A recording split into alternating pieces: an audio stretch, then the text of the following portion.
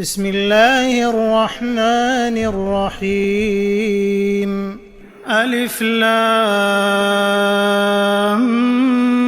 ميم ذلك الكتاب لا ريب فيه هدى للمتقين الذين يؤمنون بالغيب ويقيمون الصلاة ومما رزقناهم ينفقون والذين يؤمنون بما أنزل إليك وما أنزل من قبلك وبالآخرة هم يوقنون أولئك على هدى من ربهم وأولئك هم المفلحون إن الذين كفروا سواء عليهم أأنذرتهم أم لم تنذرهم لا يؤمنون ختم الله على قلوبهم وعلى سمعهم وعلى أبصارهم غشاوة ولهم عذاب عظيم ومن الناس من يقول آمنا بالله وباليوم الآخر وما هم بمؤمنين يخادعون الله والذين آمنوا وما يخدعون إلا أنفسهم وما يشعرون في قلوبهم مرض فزادهم الله مرضا ولهم عذاب أليم بما كانوا يكذبون وإذا قيل لهم لا تفسدوا في الأرض قالوا إنما نحن مصلحون ألا إنهم هم المفسدون ولكن لا يشعرون وإذا قيل لهم آمنوا كما آمن الناس قالوا أنؤمن كما آمن السفهاء ألا إنهم هم السفهاء ولكن لا يعلمون وإذا لقوا الذين آمنوا قالوا آمنا وإذا خلوا إلى شياطينهم قالوا إنا معكم إنما نحن مستهزئون الله يستهزئ بهم ويمدهم في طغيانهم يعمهون أولئك الذين اشتروا الضلالة بالهدى فما ربحت تجارتهم وما كانوا مهتدين مثلهم كمثل الذي استوقد نارا فلما أضاءت ما حوله ذهب الله بنورهم وتركهم في ظلمات لا يبصرون صم بكم عمي فهم لا يرجعون أو كصيب من السماء فيه ظلمات ورعد وبرق يجعلون أصابعهم في آذانهم من الصواعق حذر الموت والله محيط بالكافرين يكاد البرق يخطف أبصارهم كلما أضاء لهم مشوا فيه وإذا أظلم عليهم قاموا ولو شاء الله لذهب بسمعهم وأبصارهم إن الله على كل شيء قدير يا أيها الناس اعبدوا ربكم الذي خلقكم والذين من قبلكم لعلكم تتقون الذي جعل لكم الأرض فراشا والسماء بناء وأنزل من السماء ماء فأخرج به من الثمرات رزقا لكم فلا تجعلوا لله أندادا وأنتم تعلمون وإن كنتم في ريب مما نزلنا على عبدنا فأتوا بسورة من مثله وادعوا شهداءكم من دون الله إن كنتم صادقين فإن لم تفعلوا ولن تفعلوا فاتقوا النار التي وقودها الناس والحجارة أعدت للكافرين وبشر الذين آمنوا وعملوا الصالحات أن لهم جنات تجري من تحتها الأنهار كلما رزقوا منها من ثمرة رزقا قالوا هذا الذي رزقنا من قبل وأتوا به متشابها ولهم فيها أزواج مطهرة وهم فيها خالدون إن الله لا يستحيي أن يضرب مثلا ما بعوضة فما فوقها فأما الذين آمنوا فيعلمون أنه الحق من ربهم وأما الذين كفروا فيقولون ماذا أراد الله بهذا مثلا يضل به كثيرا ويهدي به كثيرا وما يضل به إلا الفاسقين الذين ينقضون عهد الله من بعد ميثاقه ويقطعون ما أمر الله به أن يوصل ويفسدون في الأرض أولئك هم الخاسرون كيف تكفرون بالله وكنتم أمواتا فأحياكم ثم يميتكم ثم يحييكم ثم إليه ترجعون هو الذي خلق لكم ما في الأرض جميعا ثم استوى إلى السماء فسواهن 7 سماوات وهو بكل شيء عليم وإذ قال ربك للملائكة إني جاعل في الأرض خليفة قالوا أتجعل فيها من يفسد فيها ويسفك الدماء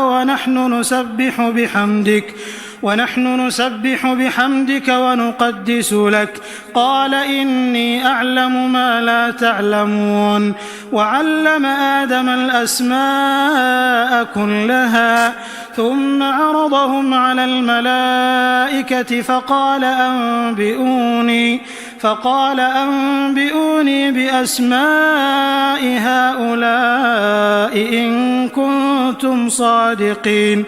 قالوا سبحانك لا علم لنا إلا ما علمتنا إنك أنت العليم الحكيم قال يا آدم أنبئهم بأسمائهم فلما أنبأهم بأسمائهم قال ألم أقل لكم إني أعلم غيب السماوات والأرض وأعلم ما تبدون وما كنتم تكتمون وإذ قلنا للملائكة اسجدوا لآدم فسجدوا إلا إبليس أبى واستكبر وكان من الكافرين وقلنا يا آدم اسكن أنت وزوجك الجنة وكلا منها رغدا حيث شئتما ولا تقربا هذه الشجرة فتكونا من الظالمين فأزلهما الشيطان عنها فأخرجهما مما كانا فيه وقلنا اهبطوا بعضكم لبعض عدو ولكم في الأرض مستقر ومتاع إلى حين فتلقى آدم من ربه كلمات فتاب عليه إنه هو التواب الرحيم قلنا اهبطوا منها جميعا فإما يأتينكم مني هدى فمن تبع هداي فلا خوف عليهم ولا هم يحزنون والذين كفروا وكذبوا بآياتنا أولئك أصحاب النار هم فيها خالدون يا بني إسرائيل اذكروا نعمتي التي أنعمت عليكم وأوفوا بعهدي أوف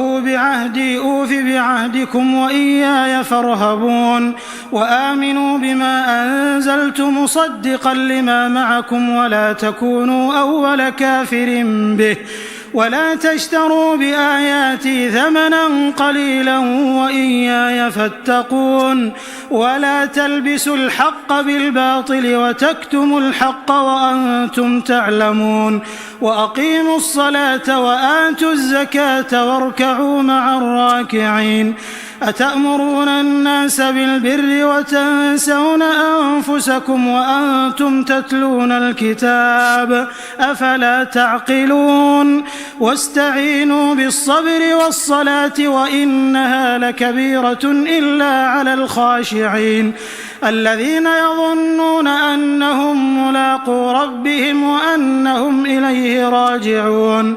يا بني إسرائيل اذكروا نعمتي التي أنعمت عليكم وأني فضلتكم على العالمين واتقوا يوما لا تجزي نفس عن نفس شيئا ولا يقبل منها شفاعة ولا يؤخذ منها عدل ولا هم ينصرون وإذ نجيناكم من آل فرعون يسومونكم سوء العذاب يذبحون أبناءكم ويستحيون نساءكم وفي ذلكم بلاء من ربكم عظيم وإذ فرقنا بكم البحر فأنجيناكم وأغرقنا آل فرعون وأنتم تنظرون وإذ واعدنا موسى 40 ليلة ثم اتخذتم العجل من بعده وأنتم ظالمون ثم عفونا عنكم من بعد ذلك لعلكم تشكرون وإذ آتينا موسى الكتاب والفرقان لعلكم تهتدون وإذ قال موسى لقومه يا قوم إنكم ظلمتم أنفسكم باتخاذكم العجل فتوبوا إلى بارئكم فاقتلوا أنفسكم ذلكم خير لكم عند بارئكم فتاب عليكم إنه هو التواب الرحيم وإذ قلتم يا موسى لن نؤمن لك حتى نرى الله جهرة فأخذتكم الصاعقة وأنتم تنظرون ثم بعثناكم من بعد موتكم لعلكم تشكرون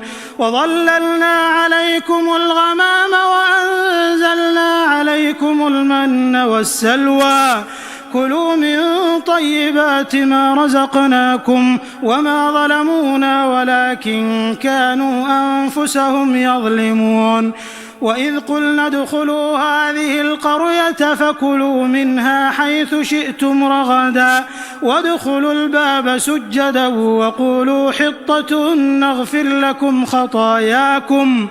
وسنزيد المحسنين فبدل الذين ظلموا قولا غير الذي قيل لهم فأنزلنا على الذين ظلموا رجزا من السماء بما كانوا يفسقون وإذ استسقى موسى لقومه فقلنا اضرب بعصاك الحجر فانفجرت منه 12 عينا قد علم كل أناس مشربهم كلوا واشربوا من رزق الله ولا تعثوا في الأرض مفسدين وإذ قلتم يا موسى لن نصبر على طعام واحد فادع لنا ربك يخرج لنا مما تنبت الأرض من بقلها وقثائها وفومها وعدسها وبصلها قال أتستبدلون الذي هو أدنى بالذي هو خير اهبطوا مصرا فإن لكم ما سألتم وضربت عليهم الذلة والمسكنة وباءوا بغضب من الله ذلك بأنهم كانوا يكفرون بآيات الله ويقتلون النبيين بغير الحق ذلك بما عصوا وكانوا يعتدون إن الذين آمنوا والذين هادوا والنصارى والصابئين من آمن بالله واليوم الآخر وعمل صالحا فلهم أجرهم عند ربهم ولا خوف عليهم ولا هم يحزنون وإذ أخذنا ميثاقكم ورفعنا فوقكم الطور خذوا ما آتيناكم بقوة واذكروا ما فيه لعلكم تتقون ثم توليتم من بعد ذلك فلولا فضل الله عليكم ورحمته لكنتم من الخاسرين ولقد علمتم الذين اعتدوا منكم في السبت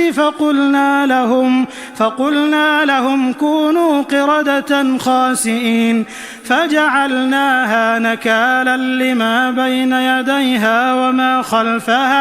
وما خلفها وموعظة للمتقين. وإذ قال موسى لقومه إن الله يأمركم أن تذبحوا بقرة قالوا أتتخذنا هزوا قال أعوذ بالله أن أكون من الجاهلين قالوا ادع لنا ربك يبين لنا ما هي قال إنه يقول إنها بقرة لا فارض ولا بكر عوان بين ذلك فافعلوا ما تؤمرون قالوا ادع لنا ربك يبين لنا ما لونها قال إنه يقول إنها بقرة صفراء فاقع لونها تسر الناظرين قالوا ادع لنا ربك يبين لنا ما هي إن البقرة شابه علينا وإنا إن شاء الله لمهتدون قال إنه يقول إنها بقرة لا ذلول تثير الأرض ولا تسقي الحرث مسلمة لا شية فيها قالوا الآن جئت بالحق فذبحوها وما كادوا يفعلون وإذ قتلتم نفسا فادارأتم فيها والله مخرج ما كنتم تكتمون فقلنا اضربوه ببعضها كذلك يحيي الله الموتى ويريكم آياته لعلكم تعقلون ثم قست قلوبكم من بعد ذلك فهي كالحجارة أو أشد قسوة وإن من الحجارة لما يتفجر منه الأنهار وإن منها لما يشقق فيخرج منه الماء وإن منها لما يهبط من خشية الله وما الله بغافل عما تعملون أفتطمعون أن يؤمنوا لكم وقد كان فريق منهم يسمعون كلام الله ثم يحرفونه من بعد ما عقلوه وهم يعلمون وإذا لقوا الذين آمنوا قالوا آمنا وإذا خلا بعضهم إلى بعض قالوا أتحدثونهم بما فتح الله عليكم ليحاجوكم به عند ربكم أفلا تعقلون أولا يعلمون أن الله يعلم ما يسرون وما يعلنون ومنهم أميون لا يعلمون الكتاب إلا أماني وإن هم إلا يظنون فويل للذين يكتبون الكتاب بأيديهم ثم يقولون هذا من عند الله ليشتروا به ثمنا قليلا فويل لهم مما كتبت أيديهم وويل لهم مما يكسبون وقالوا لن تمسنا النار إلا أياما معدودة قل أتخذتم عند الله عهدا فلن يخلف الله عهده أم تقولون على الله ما لا تعلمون بلى من كسب سيئة وأحاطت به خطيئته فأولئك أصحاب النار هم فيها خالدون والذين آمنوا وعملوا الصالحات أولئك أصحاب الجنة هم فيها خالدون وإذ أخذنا ميثاق بني إسرائيل لا تعبدون إلا الله وبالوالدين إحسانا وذي القربى واليتامى والمساكين وقولوا للناس حسنا وأقيموا الصلاة وآتوا الزكاة ثم توليتم إلا قليلا منكم وأنتم معرضون. وإذ أخذنا ميثاقكم لا تسفكون دماءكم ولا تخرجون أنفسكم من دياركم ثم أقررتم وأنتم تشهدون ثم أنتم هؤلاء تقتلون أنفسكم وتخرجون فريقا منكم من ديارهم تظاهرون عليهم بالإثم والعدوان وإن يأتوكم أسارى تفادوهم وهو محرم عليكم إخراجهم أفتؤمنون ببعض الكتاب وتكفرون ببعض فما جزاء من يفعل ذلك منكم إلا خزي في الحياة الدنيا ويوم القيامة يردون إلى أشد العذاب وما الله بغافل عما تعملون. أولئك الذين اشتروا الحياة الدنيا بالآخرة فلا يخفف عنهم العذاب ولا هم ينصرون. ولقد آتينا موسى الكتاب وقفينا من بعده بالرسل وآتينا عيسى ابن مريم البينات وأيدناه بروح القدس أفكلما جاءكم رسول بما لا تهوى أنفسكم استكبرتم ففريقا كذبتم وفريقا تقتلون وقالوا قلوبنا غلف بل لعنهم الله بكفرهم فقليلا ما يؤمنون. ولما جاءهم كتاب من عند الله مصدق لما معهم وكانوا من قبل يستفتحون على الذين كفروا فلما جاءهم ما عرفوا كفروا به فلعنة الله على الكافرين. بئس ما اشتروا به أنفسهم أن يكفروا بما أنزل الله بغيا أن ينزل الله من فضله على من يشاء من عباده فباءوا بغضب على غضب وللكافرين عذاب مهين. وإذا قيل لهم آمنوا بما أنزل الله قالوا نؤمن بما أنزل علينا ويكفرون بما وراءه وهو الحق مصدقا لما معهم قل فلم تقتلون أنبياء الله من قبل إن كنتم مؤمنين. ولقد جاءكم موسى بالبينات ثم اتخذتم العجل من بعده وأنتم ظالمون.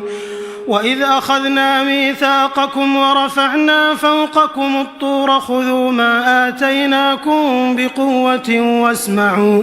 قالوا سمعنا وعصينا وأشربوا في قلوبهم العجل بكفرهم قل بئس ما يأمركم به إيمانكم إن كنتم مؤمنين. قل إن كانت لكم الدار الآخرة عند الله خالصة من دون الناس فتمنوا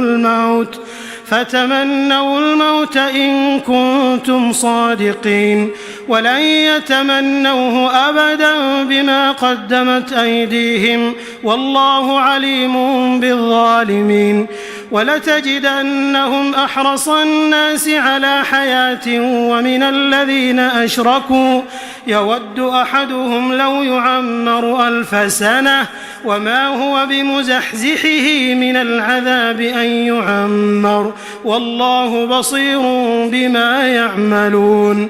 قل من كان عدوا لجبريل فإنه نزله على قلبك بإذن الله مصدقا لما بين يديه وهدى وبشرى للمؤمنين من كان عدوا لله وملائكته ورسله وجبريل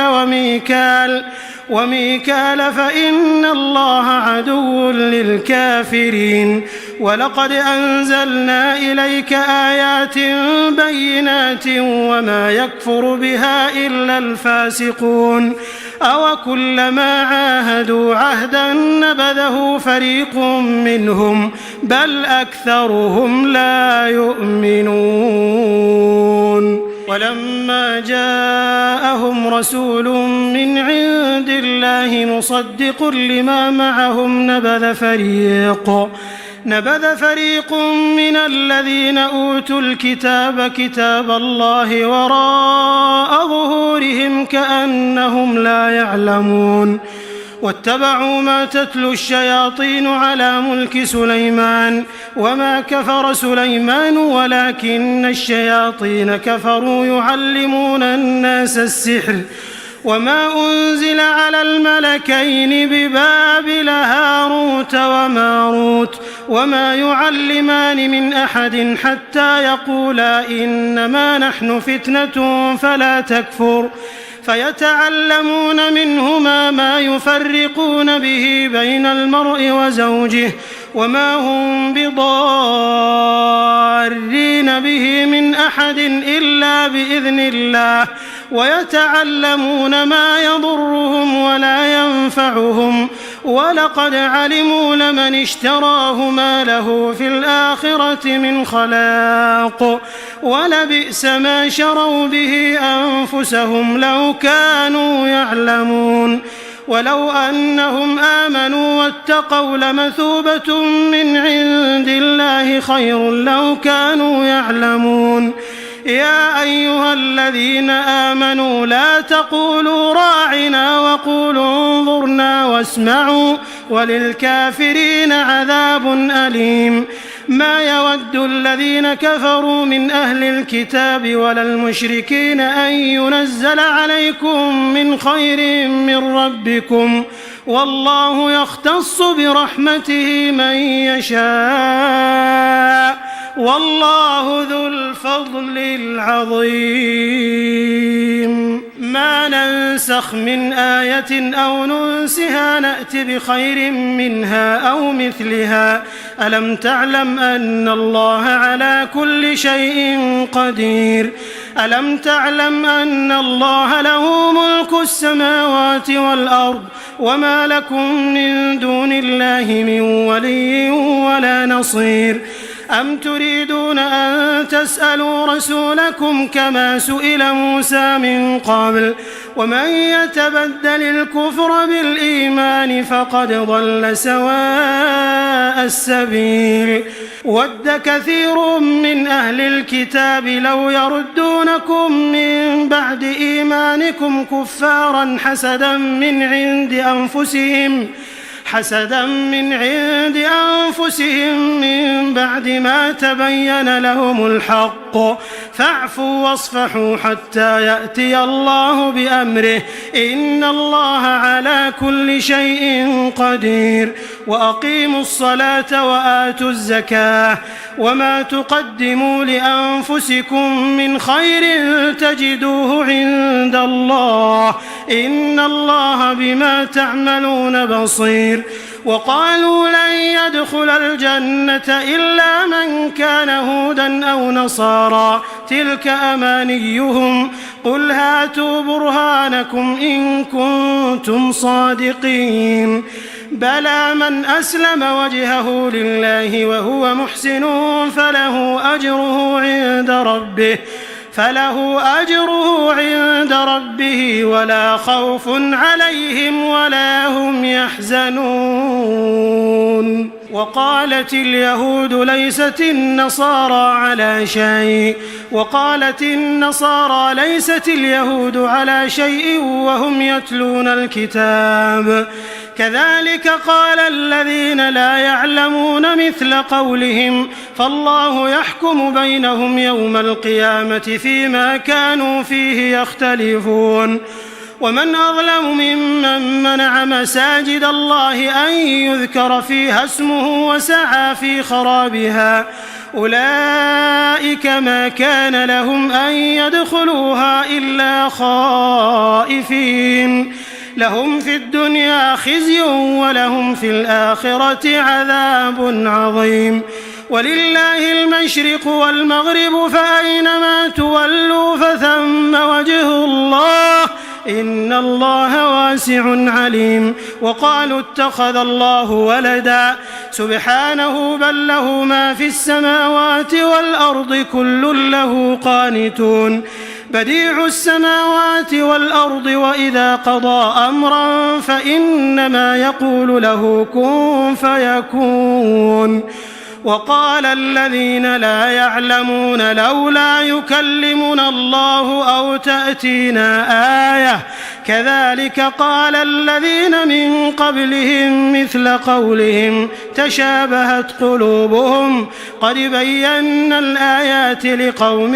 يوقنون. إنا أرسلناك بالحق بشيرا ونذيرا ولا تسأل عن أصحاب الجحيم.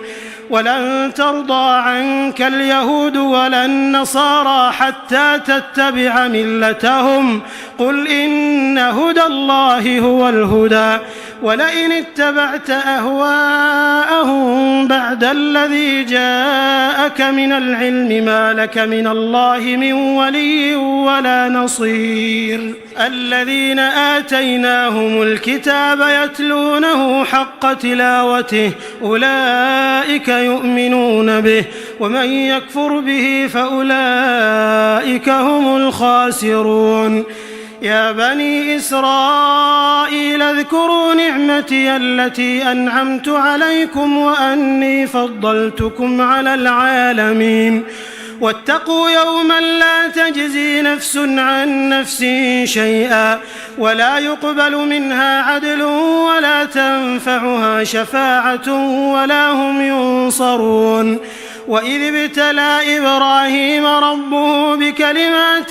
فأتمهم قال إني جاعلك للناس إماما قال ومن ذريتي قال لا ينال عهد الظالمين. وإذ جعلنا البيت مثابة للناس وأمنا واتخذوا من مقام إبراهيم مصلى وعهدنا إلى إبراهيم وإسماعيل أن طهرا بيتي للطائفين والعاكفين والركع السجود. وإذ قال إبراهيم رب اجعل هذا بلدا آمنا وارزق أهله من الثمرات من آمن منهم بالله واليوم الآخر قال ومن كفر فأمتعه قليلا ثم أضطره إلى عذاب النار وبئس المصير. وإذ يرفع إبراهيم القواعد من البيت وإسماعيل ربنا تقبل منا إنك أنت السميع العليم. ربنا واجعلنا مسلمين لك ومن ذريتنا أمة مسلمة لك وأرنا مناسكنا وتب علينا إنك أنت التواب الرحيم. ربنا وابعث فيهم رسولا منهم يتلو عليهم آياتك ويعلمهم الكتاب والحكمة ويزكيهم إنك أنت العزيز الحكيم. ومن يرغب عن ملة إبراهيم إلا من سفه نفسه ولقد اصطفيناه في الدنيا وإنه في الآخرة لمن الصالحين إذ قال له ربه أسلم قال أسلمت لرب العالمين ووصى بها إبراهيم بنيه ويعقوب يا بني إن الله اصطفى لكم الدين فلا تموتن إلا وأنتم مسلمون أم كنتم شهداء إذ حضر يعقوب الموت إذ قال لبنيه ما تعبدون من بعدي قالوا نعبد إلهك وإله آبائك إبراهيم وإسماعيل وإسحاق إلها واحدا ونحن له مسلمون تلك أمة قد خلت لها ما كسبت ولكم ما كسبتم ولا تسألون عما كانوا يعملون وقالوا كونوا هودا أو نصارى تهتدوا قل بل ملة إبراهيم حنيفا وما كان من المشركين قولوا آمنا بالله وما أنزل إلينا وما أنزل إلى إبراهيم وإسماعيل وإسحاق ويعقوب والأسباط وما أوتي موسى وعيسى وما أوتي النبيون من ربهم لا نفرق بين أحد منهم ونحن له مسلمون فإن آمنوا بمثل ما آمنتم به فقد اهتدوا وإن تولوا فإنما هم في شقاق فسيكفيكهم الله وهو السميع العليم صبغة الله ومن أحسن من الله صبغة ونحن له عابدون قل أتحاجوننا في الله وهو ربنا وربكم ولنا أعمالنا ولكم أعمالكم ونحن له مخلصون أم تقولون إن إبراهيم وإسماعيل وإسحاق ويعقوب والأسباط كانوا هودا أو نصارى قل أأنتم أعلم أم الله ومن أظلم ممن كتم شهادة عنده من الله وما الله بغافل عما تعملون تلك أمة قد خلت لها ما كسبت ولكم ما كسبتم ولا تسألون عما كانوا يعملون سيقول السفهاء من الناس ما ولاهم عن قبلتهم التي كانوا عليها قل لله المشرق والمغرب يهدي من يشاء إلى صراط مستقيم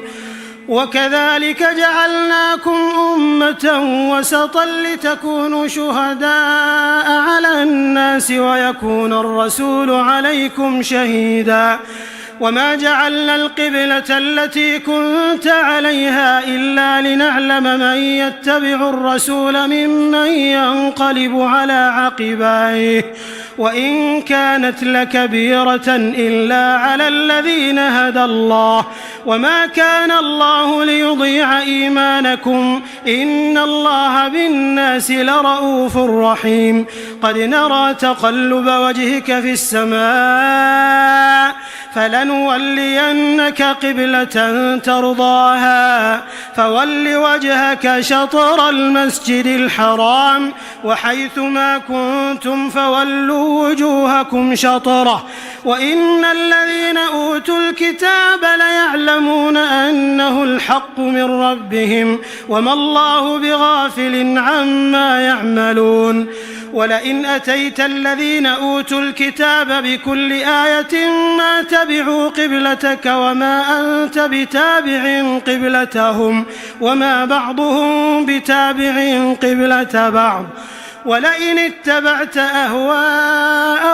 من بعد ما جاءك من العلم إنك إذا لمن الظالمين الذين آتيناهم الكتاب يعرفونه كما يعرفون أبناءهم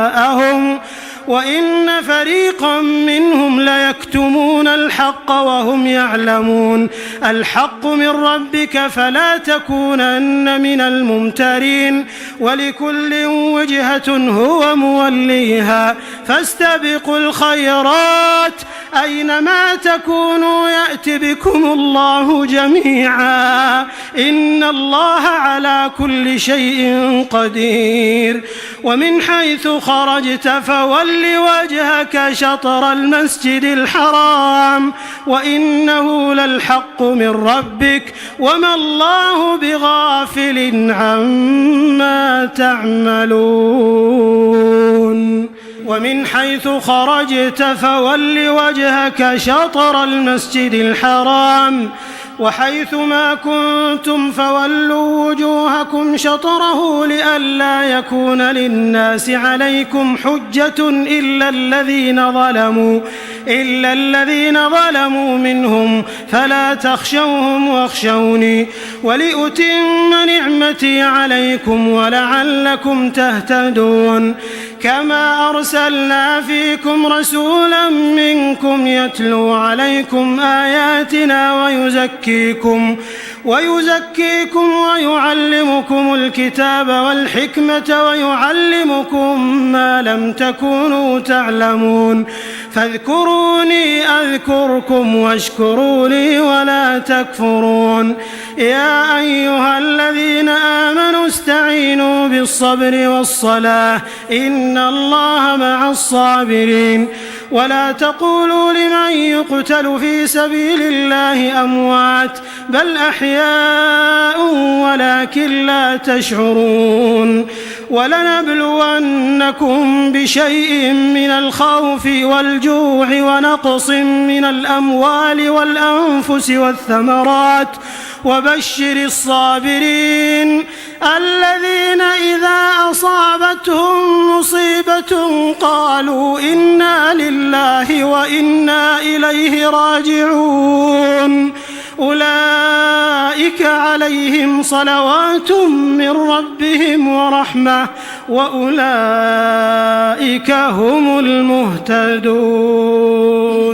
إن الصفا والمروة من شعائر الله فمن حج البيت أو اعتمر فلا جناح عليه أن يطوف بهما ومن تطوع خيرا فإن الله شاكر عليم إن الذين يكتمون ما أنزلنا من البينات والهدى من بعد ما بيناه للناس في الكتاب أولئك يلعنهم الله ويلعنهم اللاعنون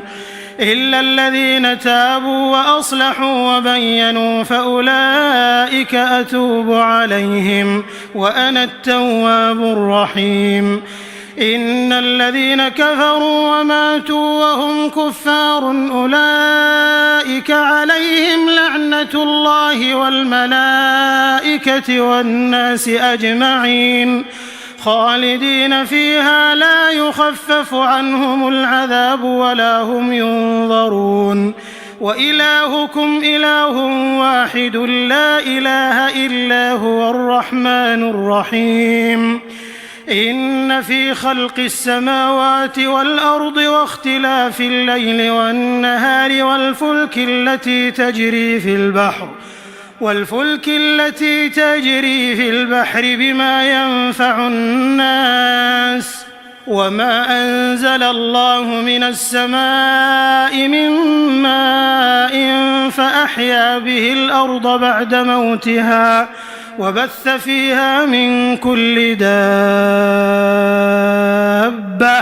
وتصريف الرياح والسحاب المسخر بين السماء والأرض لآيات لقوم يعقلون ومن الناس من يتخذ من دون الله أندادا يحبونهم كحب الله والذين آمنوا أشد حبا لله ولو يرى الذين ظلموا إذ يرون العذاب أن القوة لله جميعا وأن الله شديد العذاب إذ تبرأ الذين اتبعوا من الذين اتبعوا ورأوا العذاب وتقطعت بهم الأسباب وقال الذين اتبعوا لو أن لنا كرة فنتبرأ منهم كما تبرأوا منا كذلك يريهم الله أعمالهم حسرات عليهم وما هم بخارجين من النار يا أيها الناس كلوا مما في الأرض حلالا طيبا ولا تتبعوا خطوات الشيطان إنه لكم عدو مبين إنما يأمركم بالسوء والفحشاء وأن تقولوا على الله ما لا تعلمون وإذا قيل لهم اتبعوا ما أنزل الله قالوا بل نتبع ما ألفينا عليه آباءنا أولو كان آباؤهم لا يعقلون شيئا ولا يهتدون ومثل الذين كفروا كمثل الذي ينعق بما لا يسمع إلا دعاء ونداء صم بكم عمي فهم لا يعقلون يا أيها الذين آمنوا كلوا من طيبات ما رزقناكم واشكروا لله إن كنتم إياه تعبدون إنما حرم عليكم الميتة والدم ولحم الخنزير وما أهل به لغير الله فمن اضطر غير باغ ولا عاد فلا إثم عليه إن الله غفور رحيم إن الذين يكتمون ما أنزل الله من الكتاب ويشترون به ثمنا قليلا أولئك ما يأكلون في بطونهم إلا النار ولا يكلمهم الله يوم القيامة ولا يزكيهم ولهم عذاب أليم أولئك الذين اشتروا الضلالة بالهدى والعذاب بالمغفرة فما أصبرهم على النار ذلك بأن الله نزل الكتاب بالحق وإن الذين اختلفوا في الكتاب لفي شقاق بعيد ليس البر أن تولوا وجوهكم قبل المشرق والمغرب ولكن البر من آمن بالله واليوم الآخر والملائكة والكتاب والنبيين وآتى المال على حبه ذوي القربى واليتامى والمساكين وابن السبيل والسائلين وفي الرقاب وأقام الصلاة وآتى الزكاة والموفون بعهدهم إذا عاهدوا والصابرين في البأساء والضراء وحين البأس أولئك الذين صدقوا وأولئك هم المتقون يا أيها الذين آمنوا كتب عليكم القصاص في القتلى الحر بالحر والعبد بالعبد والأنثى بالأنثى فمن عفي له من أخيه شيء فاتباع بالمعروف وأداء إليه بإحسان ذلك تخفيف من ربكم ورحمة فمن اعتدى بعد ذلك فله عذاب أليم ولكم في القصاص حياة يا أولي الألباب لعلكم تتقون كتب عليكم إذا حضر أحدكم الموت إن ترك خيرا الوصية للوالدين والأقربين بالمعروف حقا على المتقين فمن بدله بعدما سمعه فإنما إثمه على الذين يبدلونه إن الله سميع عليم فمن خاف من موص جنفا أو إثما فأصلح بينهم فلا إثم عليه إن الله غفور رحيم يا أيها الذين آمنوا كتب عليكم الصيام كما كتب على الذين من قبلكم لعلكم تتقون أياما معدودات فمن كان منكم مريضا أو على سفر فعدة من أيام أخر وعلى الذين يطيقونه فدية طعام مسكين فمن تطوع خيرا فهو خير له وأن تصوموا خير لكم إن كنتم تعلمون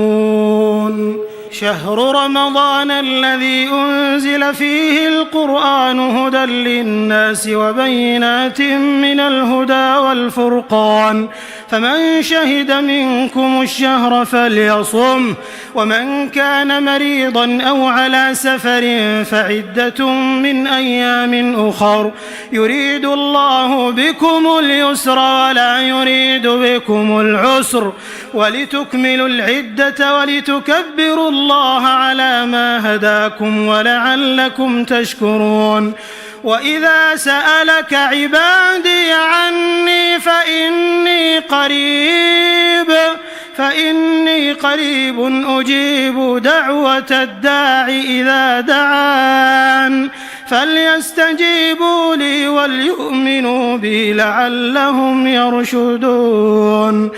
أحل لكم ليلة الصيام الرفث إلى نسائكم هن لباس لكم وأنتم لباس لهن علم الله أنكم كنتم تختانون أنفسكم فتاب عليكم وعفى عنكم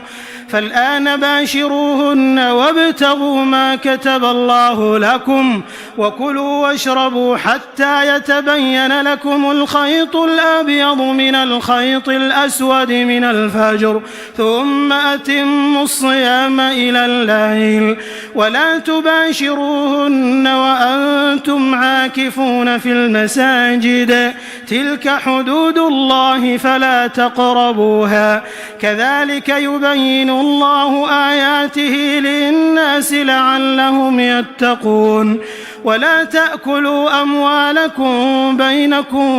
بالباطل وتدلوا بها إلى الحكام لتأكلوا فريقا من أموال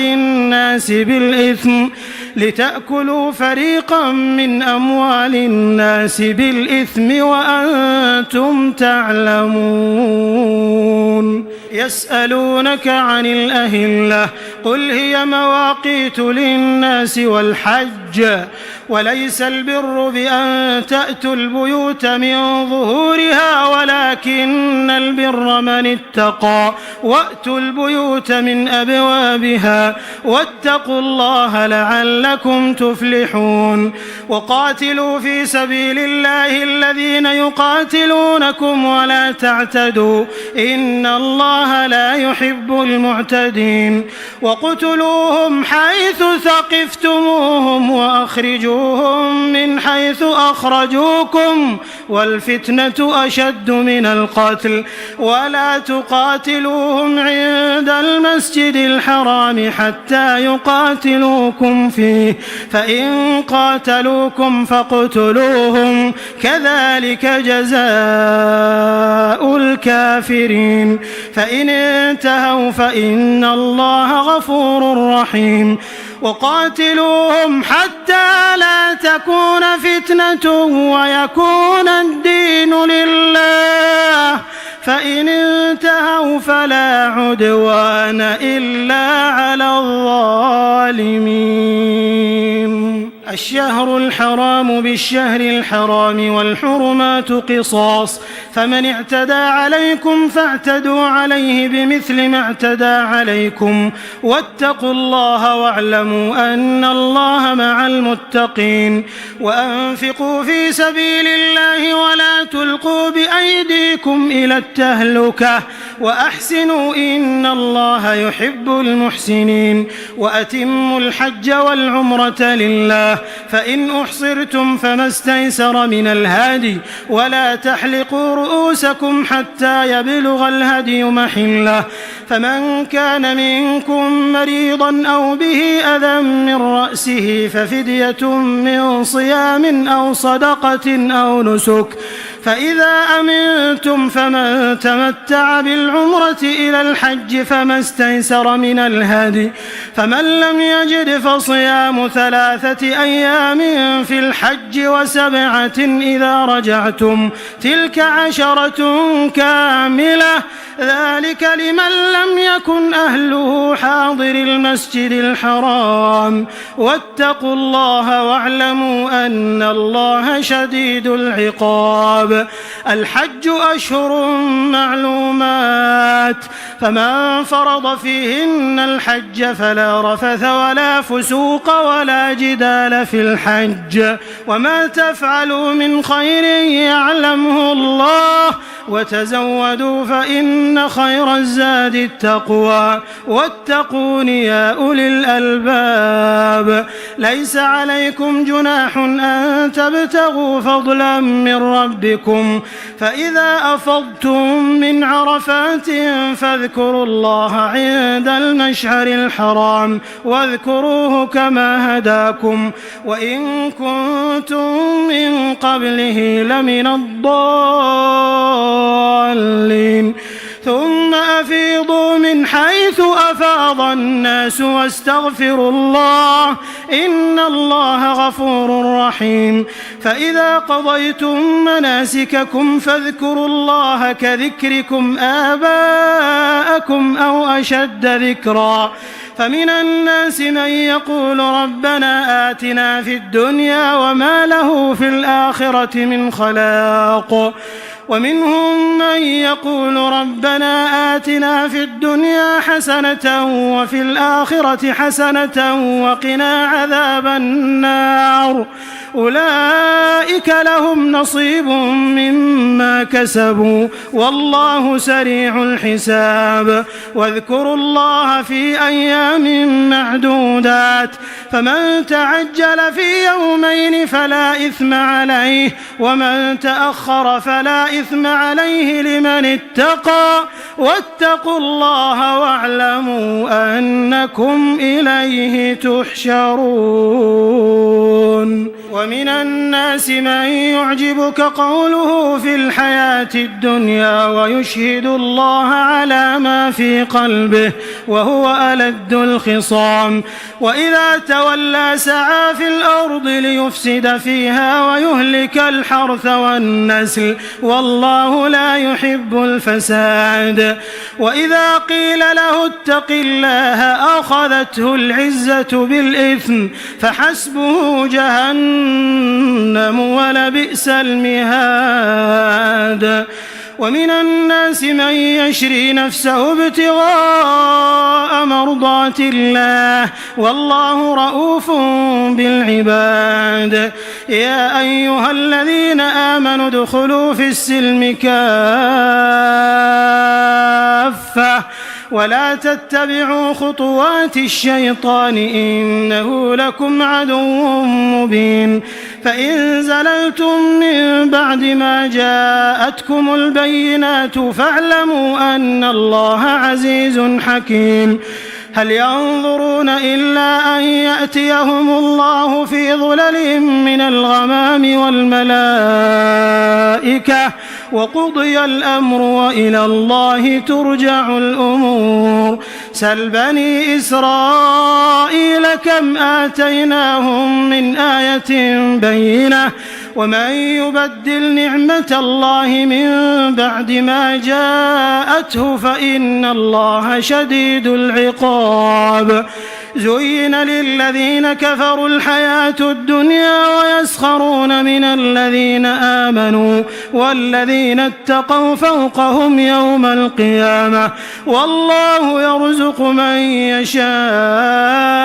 بغير حساب. كان الناس أمة واحدة فبعث الله النبيين مبشرين ومنذرين وأنزل معهم الكتاب بالحق ليحكم بين الناس فيما اختلفوا فيه وما اختلف فيه إلا الذين أوتوه من بعد ما جاءتهم البينات بغيا بينهم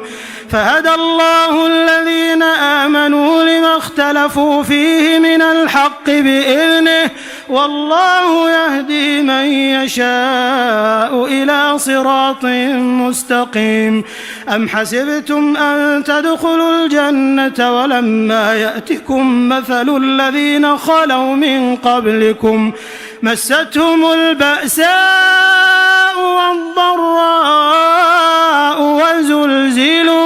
وزلزلوا حتى يقول الرسول والذين آمنوا معه متى نصر الله ألا إن نصر الله قريب.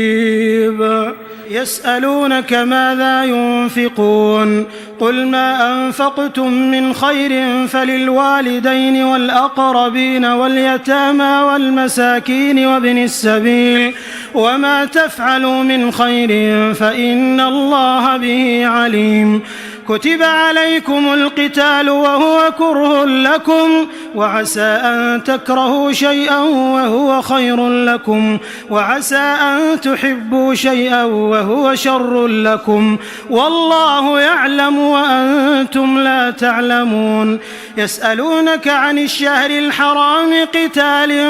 فيه قل قتال فيه كبير وصد عن سبيل الله وكفر به والمسجد الحرام وإخراج أهله منه أكبر عند الله والفتنة أكبر من القتل ولا يزالون يقاتلونكم حتى يردوكم عن دينكم إن استطاعوا ومن يرتدد منكم عن دينه فيمت وهو كافر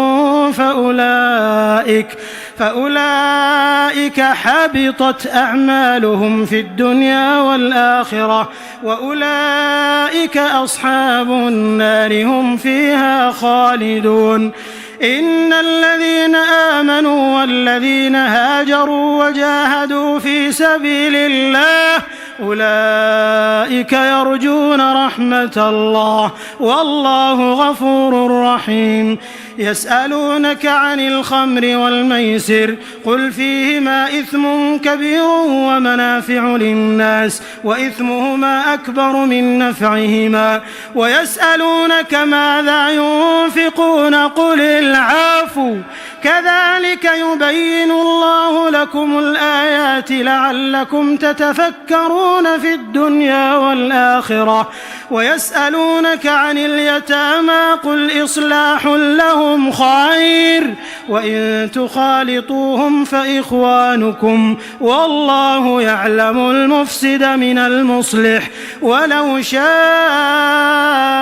الله لأعنتكم إن الله عزيز حكيم.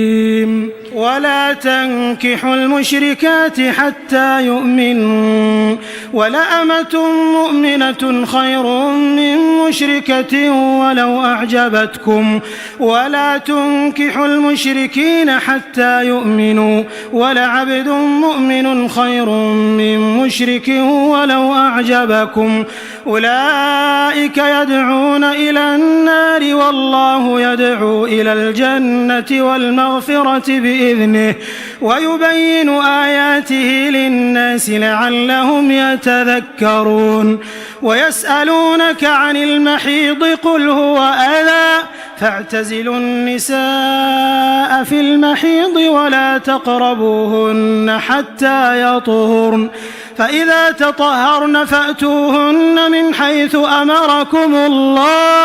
إن الله يحب التوابين ويحب المتطهرين. نساؤكم حرث لكم فأتوا حرثكم أنى شئتم وقدموا لأنفسكم واتقوا الله واعلموا أنكم ملاقوه وبشر المؤمنين. ولا تجعلوا الله عرضة لأيمانكم أن تبروا وتتقوا وتصلحوا بين الناس والله سميع عليم. لا يؤاخذكم الله باللغو في أيمانكم ولكن يؤاخذكم بما كسبت قلوبكم والله غفور حليم. للذين يؤلون من نسائهم تربص 4 أشهر فإن فاءوا فإن الله غفور رحيم وإن عزموا الطلاق فإن الله سميع عليم. والمطلقات يتربصن بأنفسهن 3 قروء ولا يحل لهن أن يكتمن ما خلق الله في أرحامهن إن كن يؤمن بالله واليوم الآخر وبعولتهن أحق بردهن في ذلك إن أرادوا إصلاحا ولهن مثل الذي عليهن بالمعروف وللرجال عليهن درجة والله عزيز حكيم. الطلاق 2 فإمساك بمعروف أو تسريح بإحسان. ولا يحل لكم أن تأخذوا مما آتيتموهن شيئا إلا أن يخافا ألا يقيما حدود الله. فإن خفتم ألا يقيما حدود الله فلا جناح عليهما فيما افتدت به. تلك حدود الله فلا تعتدوها ومن يتعد حدود الله فأولئك هم الظالمون. فإن طلقها فلا تحل له من بعد حتى تنكح زوجا غيره. فإن طلقها فلا جناح عليهما أن يتراجعا إن ظنا أن يقيما حدود الله وتلك حدود الله يبينها لقوم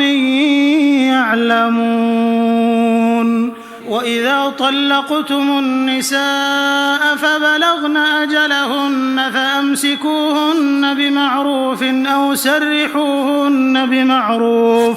ولا تمسكوهن ضرارا لتعتدوا ومن يفعل ذلك فقد ظلم نفسه. ولا تتخذوا آيات الله هزوا واذكروا نعمة الله عليكم وما أنزل عليكم من الكتاب والحكمة يعظكم به واتقوا الله واعلموا أن الله بكل شيء عليم. وإذا طلقتم النساء فبلغن أجلهن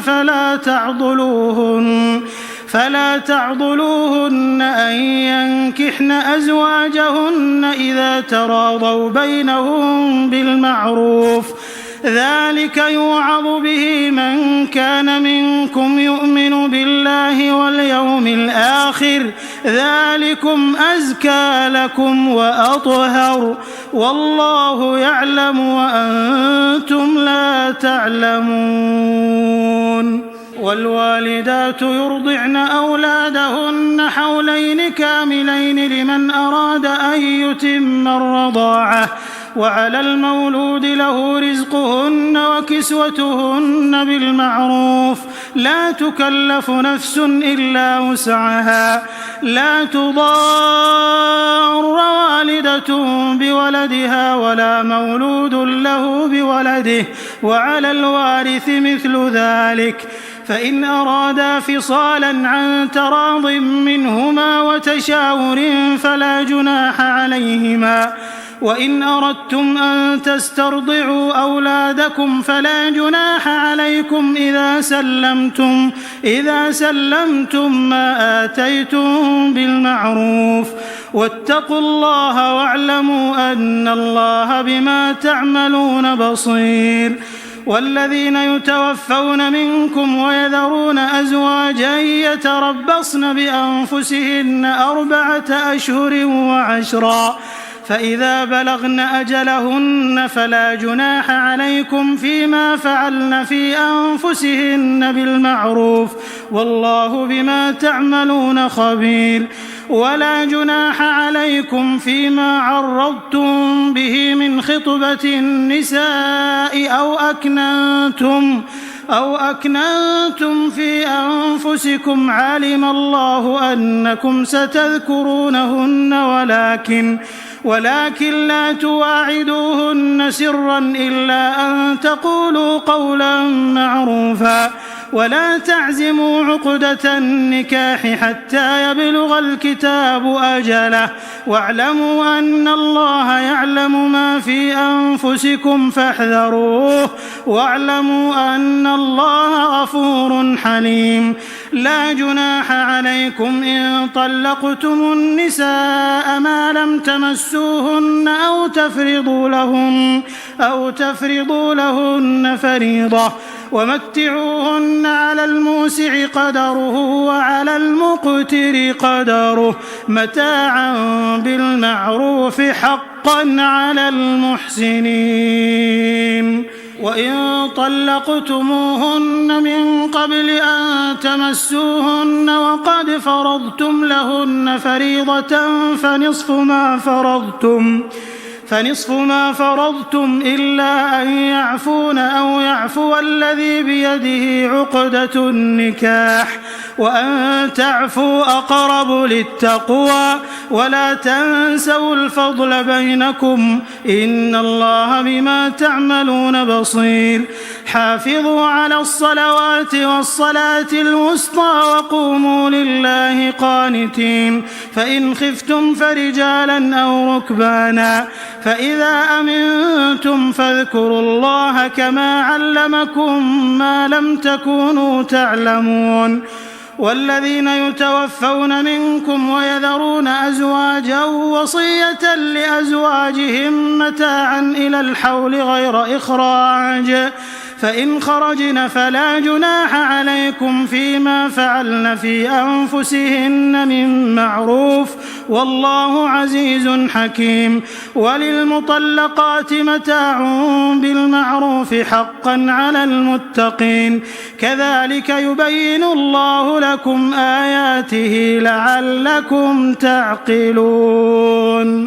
ألم تر إلى الذين خرجوا من ديارهم وهم ألوف حذر الموت فقال لهم الله موتوا ثم أحياهم إن الله لذو فضل على الناس ولكن أكثر الناس لا يشكرون. وقاتلوا في سبيل الله واعلموا أن الله سميع عليم. من ذا الذي يقرض الله قرضا حسنا فيضاعفه له أضعافا كثيرة والله يقبض ويبسط وإليه ترجعون. ألم تر إلى الملأ من بني إسرائيل من بعد موسى إذ قالوا لنبي له مبعث لنا ملكا نقاتل في سبيل الله قال هل عسيتم إن كتب عليكم القتال ألا تقاتلوا قالوا وما لنا ألا نقاتل في سبيل الله وقد أخرجنا من ديارنا وأبنائنا فلما كتب عليهم القتال تولوا إلا قليلا منهم والله عليم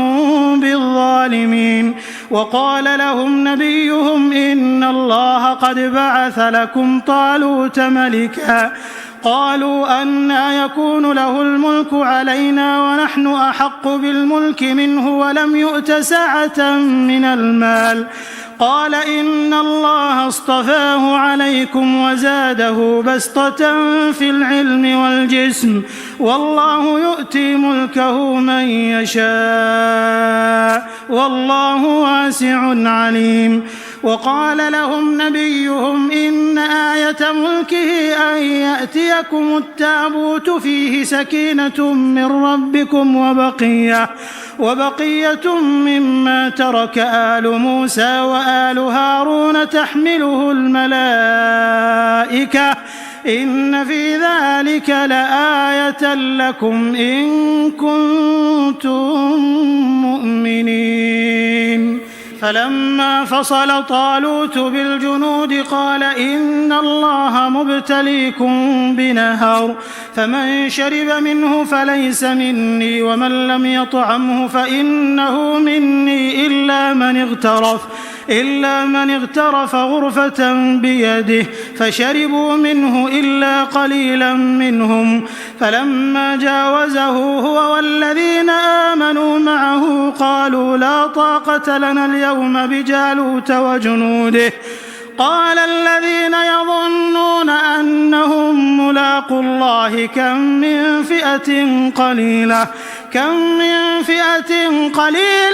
غلبت فئة كثيرة بإذن الله والله مع الصابرين. ولما برزوا لجالوت وجنوده قالوا ربنا أفرغ علينا صبرا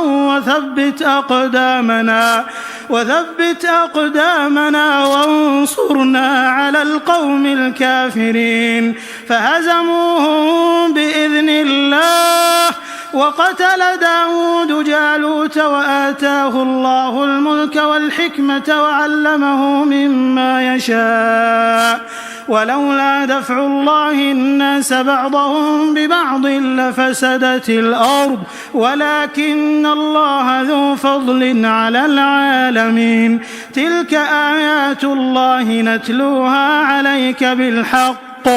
وإنك لمن المرسلين. تلك الرسل فضلنا بعضهم على بعض منهم من كلم الله ورفع بعضهم درجات وآتينا عيسى ابن مريم البينات وأيدناه بروح القدس ولو شاء الله ما اقتتل الذين من بعدهم من بعد ما جاءتهم البينات ولكن اختلفوا فمنهم من آمن ومنهم من كفر ولو شاء الله ما اقتتلوا ولكن الله يفعل ما يريد. يا أيها الذين آمنوا أنفقوا مما رزقناكم من قبل أن يأتي يوم لا بيع فيه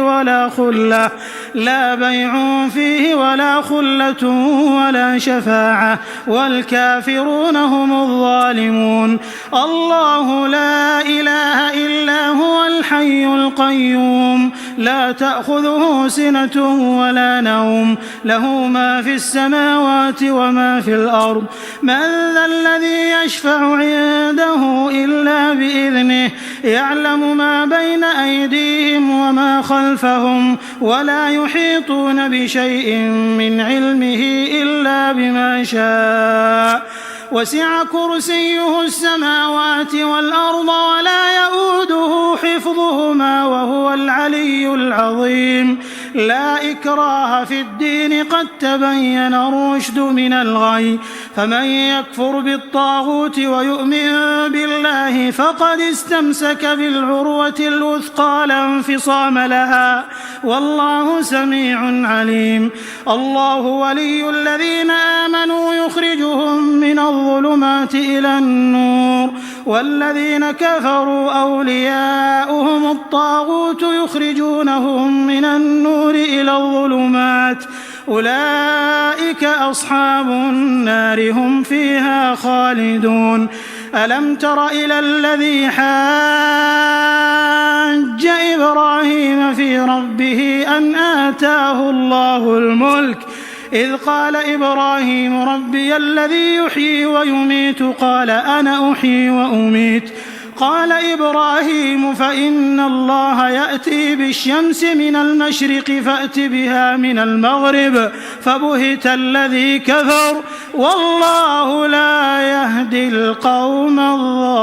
الظالمين. أو كالذي مر على قرية وهي خاوية على عروشها قال أنى يحيي هذه الله بعد موتها فأماته الله 100 عام ثم بعثه قال كم لبثت قال لبثت يوما أو بعض يوم قال بل لبثت 100 عام فانظر إلى طعامك وشرابك لم يتسنه وانظر إلى حمارك ولنجعلك آية للناس وانظر إلى العظام كيف ننشزها ثم نكسوها لحما فلما تبين له قال أعلم أن الله على كل شيء قدير. وإذ قال إبراهيم رب أرني كيف تحيي الموتى قال أولم تؤمن قال بلى ولكن ليطمئن قلبي قال فخذ 4 من الطير فصرهن إليك ثم اجعل على كل جبل منهن جزءا ثم ادعهن يأتينك سعيا واعلم أن الله عزيز حكيم. مثل الذين ينفقون أموالهم في سبيل الله كمثل حبة أنبتت 7 سنابل في كل سنبلة 100 حبة والله يضاعف لمن يشاء والله واسع عليم. الذين ينفقون أموالهم في سبيل الله ثم لا يتبعون ما أنفقوا منا ولا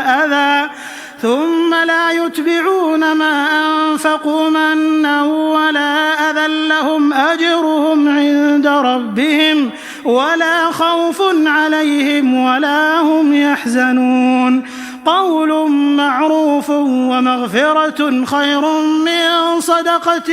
يتبعها أذى والله غني حليم. يا أيها الذين آمنوا لا تبطلوا صدقاتكم بالمن والأذى كالذي ينفق ماله رئاء الناس ولا يؤمن بالله واليوم الآخر فمثله كمثل صفوان عليه تراب فأصابه وابل فتركه صلدا لا يقدرون على شيء مما كسبوا والله لا يهدي القوم الكافرين. ومثل الذين ينفقون أموالهم ابتغاء مرضات الله وتثبيتا من أنفسهم كمثل جنة بربوة أصابها وابل فآتت أكلها ضعفين فإن لم يصبها وابل فطل والله بما تعملون بصير. أيود أحدكم أن تكون له جنة من نخيل وأعناب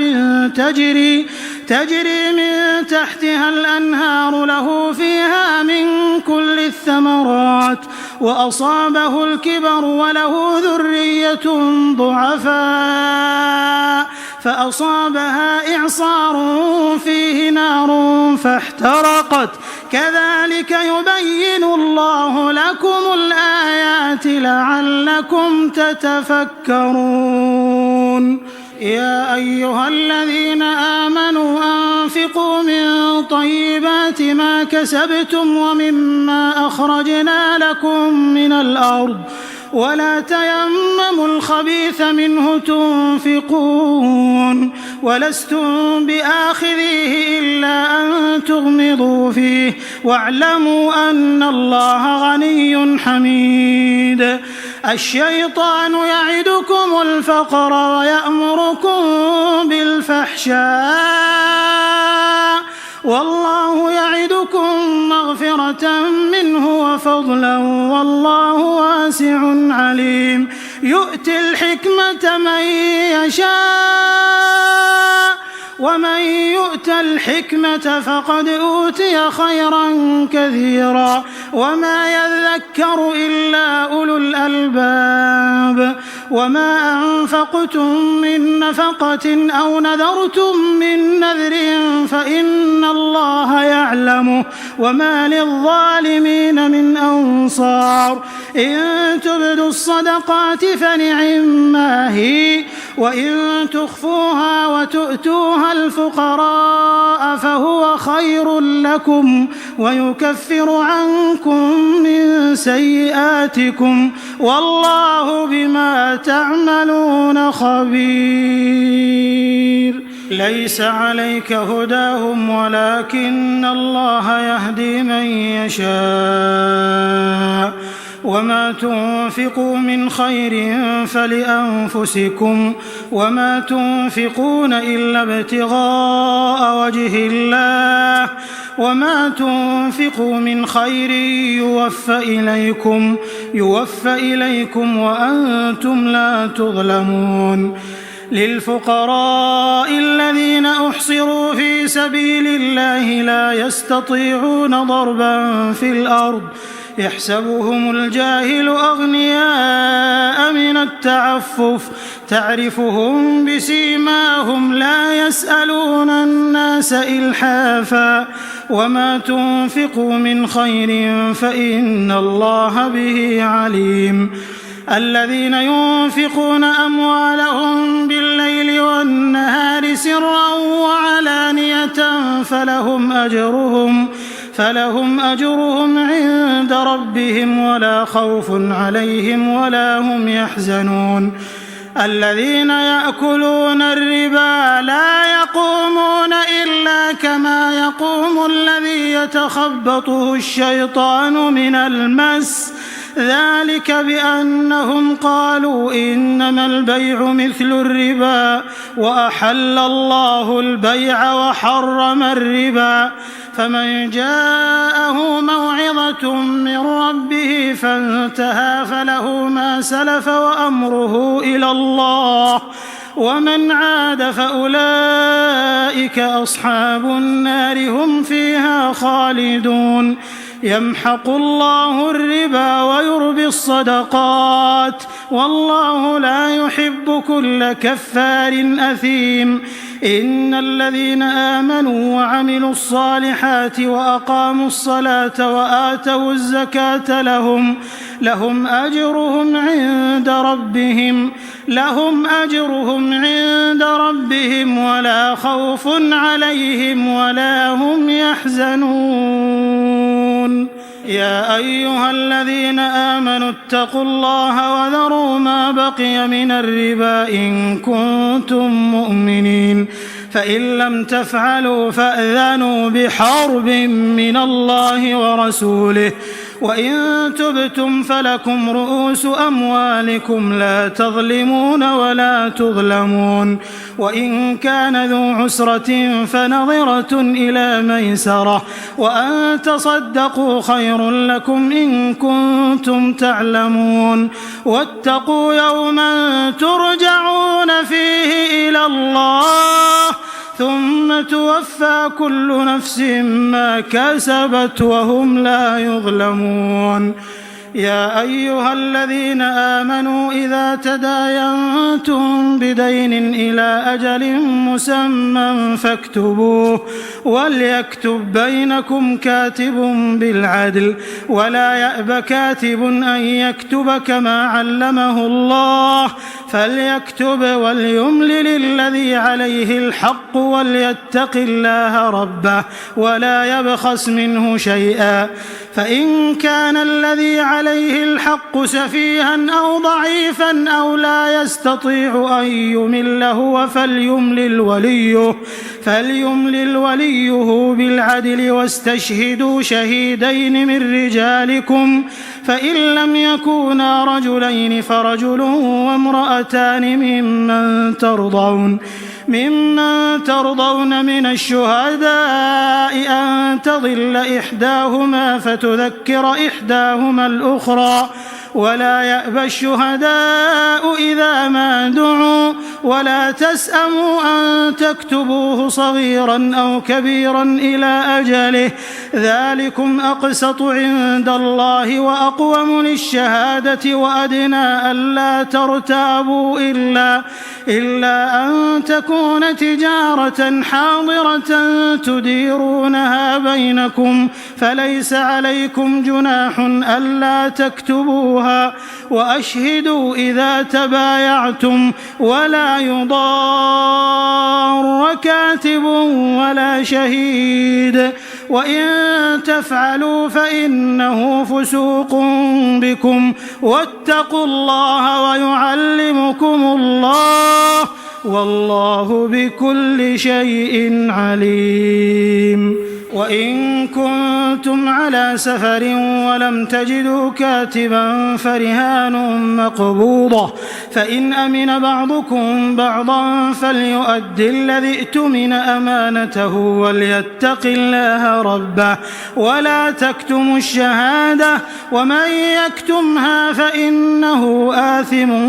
قلبه والله بما تعملون عليم. لله ما في السماوات وما في الأرض وإن تبدوا ما في أنفسكم أو تخفوه يحاسبكم به الله فيغفر لمن يشاء ويعذب من يشاء والله على كل شيء قدير. آمن الرسول بما أنزل إليه من ربه والمؤمنون كل آمن بالله وملائكته وكتبه ورسله لا نفرق بين أحد من رسله وقالوا سمعنا وأطعنا غفرانك ربنا وإليك المصير. لا يكلف الله نفسا إلا وسعها لها ما كسبت وعليها ما اكتسبت